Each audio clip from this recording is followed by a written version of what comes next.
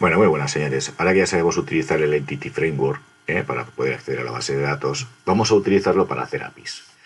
Vale, y lo primero que vamos a ver es o explicar un poquito lo que es una API. El término API es la abreviatura de Application Programming Interfaces, que en español significa Interfaz de Programación de Aplicaciones. Una API es una especificación formal que establece cómo un módulo de un software se comunica o interactúa con otro. Y esta API puede tener varias funcionalidades. Bueno, en resumidas cuentas, lo que vamos a hacer nosotros es un conjunto de métodos que podremos llamar desde, por ejemplo, una aplicación de Android, una aplicación web o incluso desde otros sitios, ¿vale? Y que estas se van a comunicar a través de ficheros JSONs y eso es lo que va a hacer lo que dice aquí que podemos comunicar un módulo de software con otro módulo de software, ¿vale?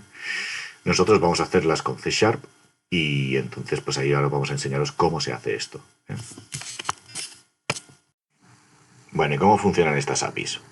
Pues como vemos aquí, vamos a tener un móvil o una tablet que lo que va a hacer es una petición a una API y esta petición va a ser un get, un post, un put, un delete. Es decir, si vamos a hacer una selección, vamos a hacer un insert, vamos a hacer un update o vamos a borrar. En esta petición además podemos incluir un JSON. Por ejemplo, si yo voy a hacer un insert, lo normal es que en el JSON yo le envíe los datos con los cuales yo voy a meter en la base de datos. Esta petición es lo que llegará a la API, es una petición de la API. ¿Y esta API qué va a hacer? Pues va a ejecutar el Entity Framework y va a acceder a nuestra base de datos. Y de esta base de datos pues podemos hacer pues, o la select, o el insert, o el update, o el delete. Y con el resultado se lo devolveremos a la API y la API, pues lo normal es que le envíe un JSON otra vez al móvil o a la tablet con los resultados de una select o con el resultado del insert, si ha sido correcto o no ha sido correcto, o y con los HTTP codes que nos dicen los estatus de cómo ha ido cada una de esas llamadas. Y esto es lo que vamos nosotros a programar con C# y con Entity Framework. Pues venga, señores, vamos a programar nuestra primera API, para lo cual vamos a abrir el Visual Studio, vamos a crear un nuevo proyecto. ¿Vale? Si hasta ahora todos los proyectos que hemos creado eran aplicaciones de Windows Form, ahora vamos a hacer este de aquí. Vamos a hacer una aplicación web ASP.NET. Si no la tenemos aquí, pues la buscaríamos por aquí. Buscaremos web, buscaremos por C# y fijaros, esta es core, pues no, la core no, la .NET. Ah, bueno, ahora no me va a salir. Ah, sí, es esta de aquí, ¿vale? Y la tendríamos aquí. La vamos a seleccionar y le vamos a dar al siguiente. ¿Vale? Aquí le pondremos el nombre. Pues por ejemplo, yo le voy a poner API Video. Y le voy a dar a crear. ¿Vale? Cuando le demos a crear, veis que las aplicaciones web de ASP.NET, ¿qué es el ASP.NET? Es la parte del .NET que nos sirve para hacer cosas web. Y en este caso las APIs van a ser webs. Podemos hacerlo vacío, WebForms, MVC, que es modelo vista controlador, API web, bueno, hay más cosas, pero lo que nosotros queremos es esta de aquí, el API web. Pues vamos a seleccionarla, si estuviese esta, pues seleccionamos esta. Fijaros que ya me selecciona estas dos cosas, perfecto. Y vamos a darle a crear. Y tendremos nuestro proyecto para hacer nuestras APIs, ¿vale? El proyecto que nos va a crear es un proyecto para hacer APIs y esta es modelo vista controlador. ¿Qué significa esto? Bueno, pues que para él tiene los modelos que serían ¿cómo diría yo? Las clases, donde tenemos las cosas de la base de datos, es decir, nuestro Entity Framework. En el fondo, cada una de las clases que creamos con el Entity Framework sería nuestro modelo, ¿vale? Las vistas, que no las vamos a ver porque vamos a hacer una API, serían las páginas en las que mostraríamos esta información o podríamos obtener esta información. Nosotros no vamos a hacer esa parte. Y el controlador es el que va a hacer la programación, que esto sí que lo vamos a utilizar, ya que en el controlador es donde nosotros vamos a programar las APIs. Vale, pues lo primero que tendríamos que hacer es los modelos. Esto ya lo sabemos hacer. Vamos a ir aquí a la página a la carpeta de modelos, vamos a hacer un botón derecho y vamos a agregar nuevo elemento. ¿Y qué vamos a agregar? Un Entity Framework, igual que lo agregaríamos a una Windows Form. Vamos a buscar aquí lo de lado, ¿nos acordamos? Aquí tengo el lado Entity Data Model, vamos a poner aquí ABP, agrego, desde la base de datos. Esto es lo mismo que lo que ya sabemos hacer, que es añadir un Entity Framework a mi aplicación. Yo lo tengo en local, vosotros tendréis que poner aquí la IP de la máquina virtual. Y si estáis también en local, pues poner vuestro servidor en local. Este es el nombre del servidor de SQL Server. Me voy a conectar con autentificación y va a ser CEP. No, perdón, CEP es la contraseña. Es SA CEP. Aquí pues escogeré la base de datos que yo quiera, que en este caso era esta. Le damos a aceptar. Le damos que sí que queremos incluir. El app entities, todo esto ya tendremos que saberlo. La versión de Entity Framework. Ahora me va a decir qué tablas quiero añadir y yo le voy a decir que las quiero todas excepto si tengo esta porque es la de los diagramas, no la quiero, ¿vale? Y incluimos la clave externa, vale, perfecto, pues damos al finalizar y esto nos va a crear nuestro Entity Framework igual que nos lo creaba en una Windows Form, ¿sí? Vale. Me parece que aún está en ello. Exacto. Tienen que salir estos mensajitos. Y una vez tengamos hecho esto, entonces ya podemos empezar a programar. Y para programar lo que vamos a tener que hacer es, como os decía, un controlador, que en el fondo no va a ser más que una clase, ¿sí?, en la que yo voy a programar unos ciertos métodos, y estos métodos son las funciones, que después se pueden llamar desde el Android.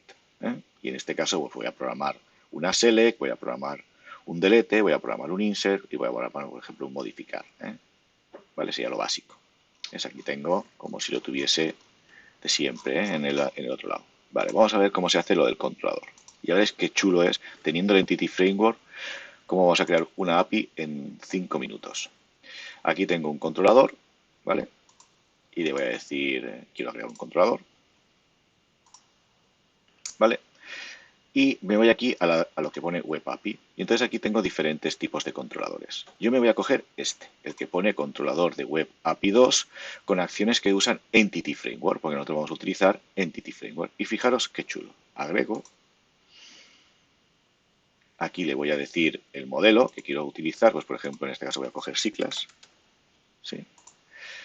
El entities, en qué contexto está, es el que tiene es esto de aquí que contiene todos los modelos. Y lo voy a hacer asíncrono. ¿Qué significa que una función sea asíncrona? Pues es una función que se lanza y ya se hará. Y no me espero a que se acabe, sino que cuando acabe me avisará y entonces yo podré saber lo que ha hecho y haremos algo, ¿vale? Veremos que nosotros siempre vamos a llamar a las APIs de forma asíncrona, ¿sí? Agregamos.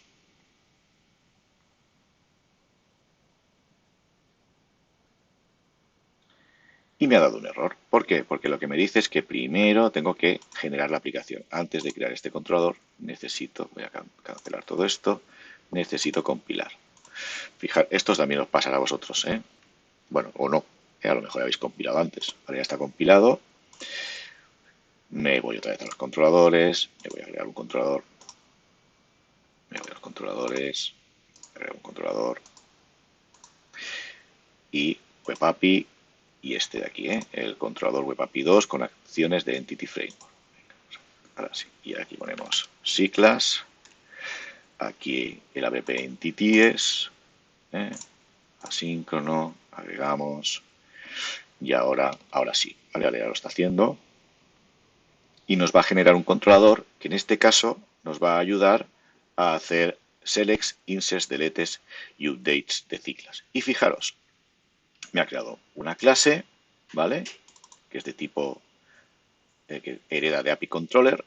Y fijaros, me crea el entities aquí arriba, ¿sí? Y luego tengo una función que me devuelve todos los ciclos, un método que me devuelve un ciclo dado una ID, un método, en este caso put, que es el que me modifica un ciclo, un método que lo que hace es insertar un ciclo y un método que lo que hace es borrar un ciclo. Y veremos que esto, haciendo un pequeño cambio, ya funciona. Lo que pasa es que veremos que vamos a tener que tocarlo porque no nos va a gustar cómo funciona, pero esto ya nos borraría, nos insertaría, nos hacía una selección y nos seleccionaría por... O sea, lo haría todo, sin haber programado absolutamente nada. Bueno, vamos a ver cómo podemos llamar a estas APIs que acabamos de hacer, ¿vale? Fijaros que lo que hemos hecho son, os he dicho que hay diferentes métodos, que ¿cómo los podremos llamar? Pues fijaros aquí, esto nos va a dar una pista. El API Ciclas o el API Ciclas 5. Esto es la URL que tendremos que poner para poder llamar a estas APIs y es la URL que tendrán que llamar, por ejemplo, las aplicaciones de Android para poder utilizar estas APIs. Ahora mismo esto aún no nos va a funcionar. ¿Por qué? Bueno, porque por defecto ¿cómo se dice? El .NET nos puede devolver estas APIs con JSON o con XML y nosotros queremos que sea con JSON. ¿Sí? Para poder hacer eso, yo os voy a dar esta página web en donde hay mucha más información sobre las web APIs y vamos a ir al tema de la serialización, que es este de aquí. ¿Qué significa la serialización? Es el cómo devuelve el .NET la información que encuentra en la base de datos, que en este caso cómo la devuelve en JSON, o en XML, o como también al revés, la deserialización, es decir, cuando me envían un JSON, cómo lo convierto, por ejemplo, en un modelo. Entonces nos vamos a ir aquí donde pone serialización de JSON y XML, y en uno de los apartados, ¿vale? Que es aquí, quitar el formateador de JSON y de XML, o de XML. Yo voy a quitar el de XML, que es este de aquí. Me voy a coger esta línea, voy a hacer un copiar, y lo que voy a hacer, esto tiene que ir en un fichero en concreto, ¿vale? Pues me voy a mi aplicación, ¿vale? Y el fichero está aquí, es este. Dentro de la carpeta app-start es el web API config. Pues voy aquí y aquí voy a poner esa línea. Y eso lo que me va a hacer es que ya no tendremos el XML, solo tendremos el formateador de JSON. ¿Sí? Esa es la primera cosa que tenemos que hacer. La segunda, bueno, primero vamos a compilar, porque si no compilamos, la API, todo lo que toquemos en la API no lo va a tener en cuenta cuando yo aquí en el Jesus, y entonces cuando yo llame a la API no la tendrá en cuenta. Fijaros, si yo aquí en el Jesus abro esto, aquí me sale una página inicial de mi API, porque este es mi servidor de API y me va a salir de mi API. Fijaros. Y me está tardando un poquito, bueno, está abriendo dos veces, no sé por qué. ¿Vale? De mi API, y entonces si me voy aquí a API, aquí tengo la documentación de todas las APIs que yo tengo. Por ejemplo, estas son las que vienen por defecto hechas y estas son las que he hecho yo con el Cyclas. ¿Lo veis? Cuando he generado mi controlador de Cyclas. Y esto es lo que tengo que poner yo aquí arriba, por ejemplo. Yo si aquí pongo API Cyclas, me tendrían que devolver todos los Cyclas que hay en la base de datos. Pues le voy a dar. Y vamos a ver que me va a dar una petada. ¿Sí? Dice que no puede serializar, es decir, que no puede convertir en el JSON el contenido de la respuesta.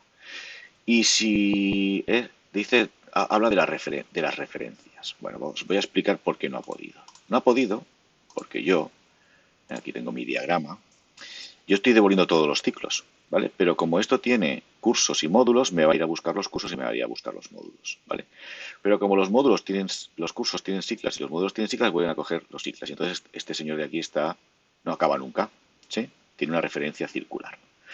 Vale, la primera manera de poder hacer o solucionar la referencia circular, si nos vamos aquí, veis, controlar referencias circulares,